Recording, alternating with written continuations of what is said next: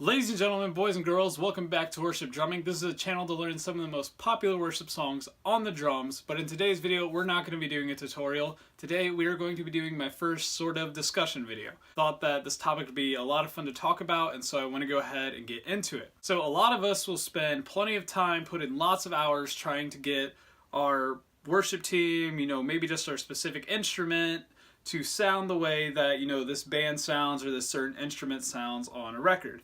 It'll be lots of time put into it, lots of frustration because you can't get it to sound the exact same thing.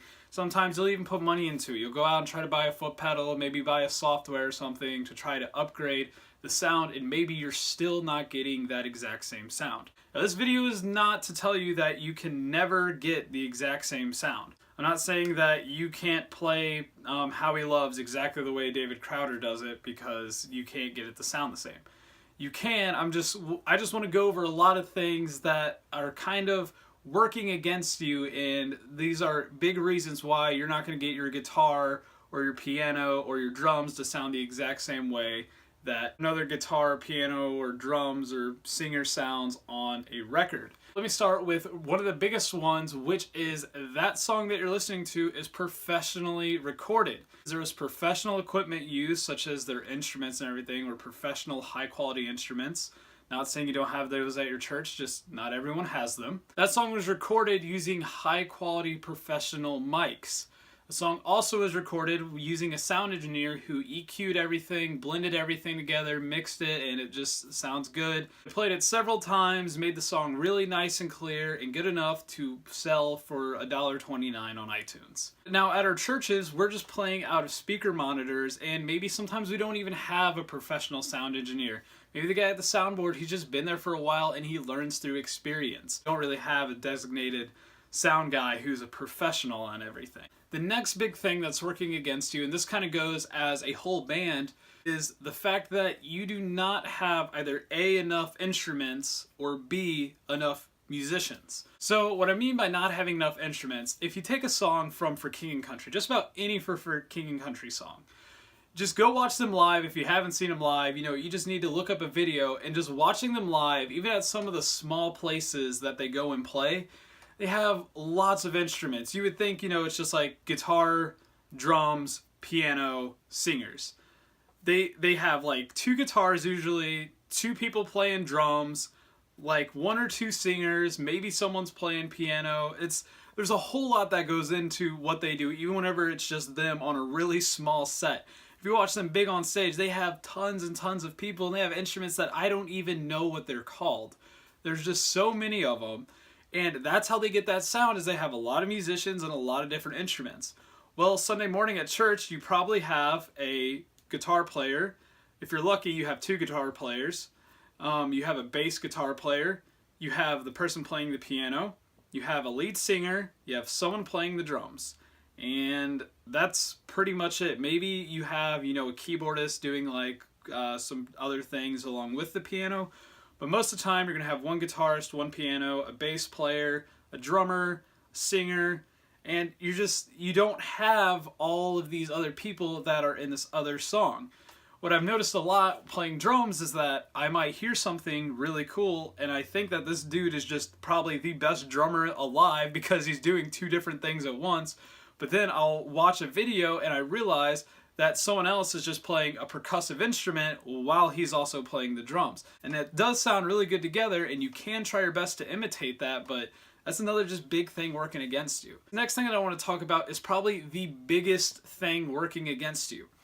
So Sunday morning, you're probably going to play about maybe 5 or 6 different songs. It really depends on what church you go to. It really determines how many different songs you're going to do. My church, it's usually about 6. And so we have 5 or 6 different songs, and it's 5 or 6 different artists. And none of those artists play the exact same way. For example, if I'm doing Lincoln Brewster and he's got Christian rock and that's what we're starting with, and then later I'm going into Hillsong stuff, they're going to be played very differently because the drum set up here has much different equipment on it. The snare drum's tuned way different. The toms are tuned maybe a little bit higher than normal. Maybe they're tuned a little bit lower than normal. I got some different cymbals than what I have whenever I'm playing Hillsong. Maybe I have, more damp sounding cymbals. I know that's kind of weird. Maybe my snare drum's really dampened and it doesn't have this poppy ring to it. I got my toms tuned really deep. And there's just a lot of different things that are different from that Lincoln Brewster song. Example, in the Lincoln Brewster song, maybe you have sort of a rock distortion on your guitar, but then down here in the Hillsong, now you're trying to play you're just trying to hold the notes out as long as you can before you switch to the next note. That's just a big thing working against you, and so what you have to do, and I know this has gotten better with electronics to where I know on my eDrum kit, I can make a kit, and this is with the drum VST. I can make a kit, and then I can use that for that specific song, and then if I wanted to, I can switch kits whenever I go to a different song. Not everyone has that ability. Some people don't have the foot pedals on their guitar. Some people don't have an electric guitar and then switch to an acoustic guitar, or the other way around. So this is just really sort of a big thing working against you. You don't necessarily have to make your sound exactly like it does on the records. You can come up with your own sound as long as it sounds good. And this is going to kind of lead me into my next point. Let's just say, for example, you're going to do nothing but Mercy Me stuff. Now, Mercy Me, even if you were to just take them alone, they have a lot of different sounds and everything that they do whenever they play their songs. For example, whenever they do the song Even If. So whenever they play Even If, they all got together in their recording studio and know professional everything. When they go to play it, maybe they have the guitar tuned a certain way and they're using the certain special guitar. The piano's playing a certain way. Maybe they're using a keyboard also playing over the piano. The drummer's probably got like some weird snare drum or something, and it all sounds really cool. Whenever they come back the next day, I don't really know if this is how this happens, but whenever they come back the next day and they say, okay, let's do the song Shake, that has a much different feel to it. So they're like, okay, let's use this guitar now whenever we do it, because it's going to give us this real awesome like tone to it. And then let's use this drum set and we'll tune it like this. So understand that even within like your own favorite artist or band, they have a variety of different sounds just within them alone. And Mercy Me is a perfect example because they're so versatile in the different genres of music that they can play. Let me go back to something I forgot to mention earlier. So as I was kind of talking about how everything's professionally recorded, we have to understand is they are in a professional like sound recording booth, studio, whatever you want to call it. The acoustics in the room are much different than a wide open stage, and maybe you have a big church or maybe you have a small church and you really have to contain your noise and make sure that you're not too loud. That's just, once again, another thing working against you. Now this isn't maybe not something necessarily working against your sound, but maybe your church just wants to do the song differently than what it's actually written out as. For example, one day I did not play the drums for this. I walked in, I saw them practicing it, and I had no idea what was going on. They're doing the song Glorious Day by Casting Crowns, not the new Passion version. And they're doing the song Glorious Day, and it was sped up. Like, if you just listen to the song, it was played probably twice as fast as what it's normally played. Now, if you know that song, you're like, that's really weird, and I can't really imagine that song being played super fast.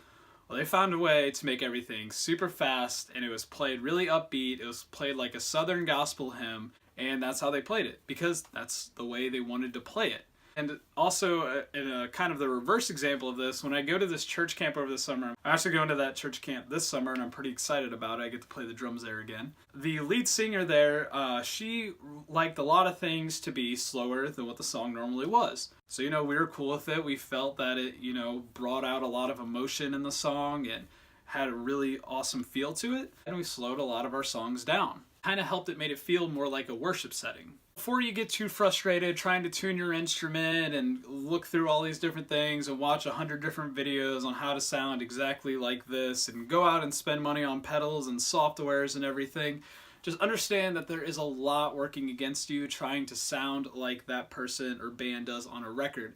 Just do your best to get the sound that you like and then play it for your church. Because your church is not a cover band. You're not having to play everything the exact same way that they do it.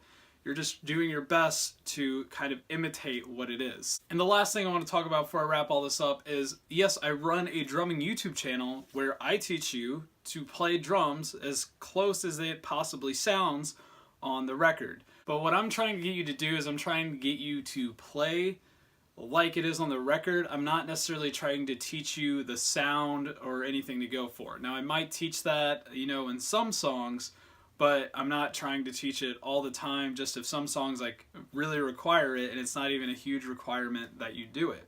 So and the reason it is good to try to play it the exact same way, now understand I'm talking about playing it, not just trying to sound like them. So trying to play it the exact same way it sounded on a record is a good thing to learn new things, because maybe you didn't know what triplets are, or you didn't know what 16th notes were, and so, you know, you're listening to the song and then you go look it up and you're like, oh, I didn't even know there was this subsection called 16th notes, or I didn't even know that there was these triplets, or what are these? And then you go and you learn them, and now you've expanded your music knowledge. And that's pretty much the video. So like I said, don't get frustrated and, you know, try to go and spend a whole bunch of money trying to sound the exact same way that these people do on a record.